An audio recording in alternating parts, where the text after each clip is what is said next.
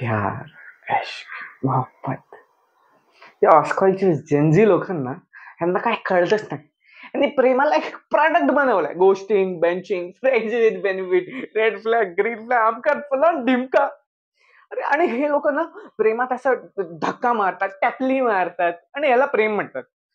अरे नॅशनल ज्योग्राफीवर जनावरांचं प्रेम प्रेम वाटतं, पण तुमचं हे प्रेम ना काहीतरी विचित्र भलतच आहे. आणि यांची डायलॉग आई शपथ सांगतो, मला टाईट पकड ना, आवडतं मला. अरे असं कोण लिहितं? डायलॉग तर पहिला असायचे,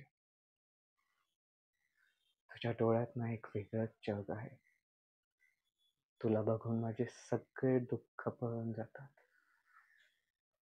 तुला मिठी मारून एक मोठा श्वास घेतो ना, तर असं वाटतं हेच आयुष्य आहे.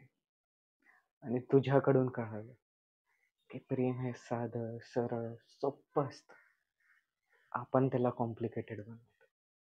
तर हे असतात डायलॉग, हे असतं प्रेम. म्हणजे जेनझी